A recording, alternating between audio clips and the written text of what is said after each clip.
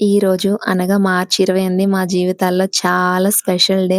ఎందుకంటే రాత్రంతా మేమేదో ఆలోచనలో సరిగ్గా ఫుడ్ కూడా తినలేదు. ఏదో ఆలోచన భవిష్యత్తు ఎలాగా గతం తాలూకా జ్ఞాపకాలు అవన్నీ గుర్తు చేసుకుంటూ ఇద్దరం చాలా బాధపడ్డాం నేను, మా వారు. అండ్ ఉదయానికి కూడా అంత హ్యాపీగా ఏం లేము. ఒక అంకుల్ వచ్చి మా లైఫ్‌ని చాలా బ్రైట్‌గా చేశారు. ఒక అమెరికా నుంచి వచ్చారనమాట తను. వాళ్ళ అమ్మాయి డెలివరీ కోసం అని ఎళ్లి రిటర్న్ వస్తూ బుడ్డోడికి ఒక స్లేట్, మా వారికి ఒక వాచ్ అండ్ అమెరికాకి సంబంధించిన కొన్ని చాక్లెట్స్ తీసుకొచ్చారు.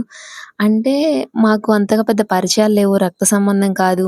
వాళ్ళని మేము ఆత్మీయులనాలా, బంధువులనాలా, ఇంకా అంతకంటే మించి అని చెప్పాలి.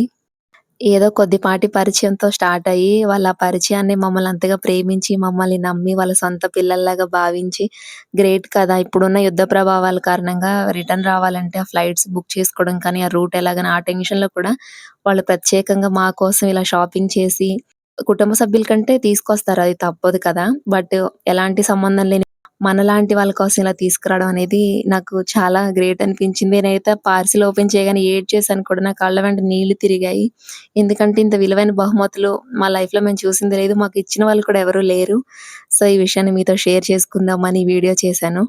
నిజానికి మా జీవితాల్లో అనుకున్న వాళ్ళ దగ్గర నుంచి, మా వాళ్ళనుకున్న వాళ్ళ దగ్గర నుంచే చాలా ఇబ్బందులు, అవమానాలు ఎదుర్కొన్నాము. చాలా బాధనిపించేది. మనం ఎలాంటి ద్రోహం చేయలేదు కదా! మనల్ని చిన్న స్మైలే, చిన్న చిరునవ్వుతోటే పలకరిస్తాం. అయినా కూడా మమ్మల్ని ఎక్కడ చూస్తే అక్కడి వరకు మొహం తొలగేసుకొని పోవడం, మొహం చాటేయడం అట్లా చేసేవాళ్ళు. చాలా బాధనిపించేది. అరే! మనం ఏం ద్రోహం చేయలేదు కదా! ఎందుకిలాగా అని. కానీ మమ్మల్ని ఇలా ప్రేమించి, మాకు విలువైన సలహాలు, సూచనలు ఇస్తూ అండ్ పెద్ద పెద్ద వాళ్ళసలు మా స్థాయికి మించిన వాళ్ళు మాతో ఉండడానికి ఇష్టపడతారు. మమ్మల్ని కలవడానికి, మాతో మాట్లాడడానికి మేమంత గొప్పవాళ్ళమేం కాదు. ఇలాంటివి చూసినప్పుడు అనిపిస్తది. మన జీవితంలో ఎదురయ్యే ప్రతి సమస్యకి, మన జీవితంలో ఎదురుపడే ప్రతి ఒక్క పర్సన్‌కి మనకి ఏదో తెలియని అనుబంధం, సంబంధం ఉంటుందేమో అని. నిజానికి అనుకున్న వాళ్ళేమో మన నుంచి దూరాన్ని కోరుకుంటున్నారు. ఎలాంటి రక్త సంబంధం లేని వాళ్ళే మనకి దగ్గరవ్వాలని కోరుకుంటున్నారు. ఎనీవే మాకింత విలువైన బహుమానాలు పంపించిన వాళ్ళ కుటుంబ సభ్యులకి మా చిన్న ఫ్యామిలీ తరపున ధన్యవాదాలు.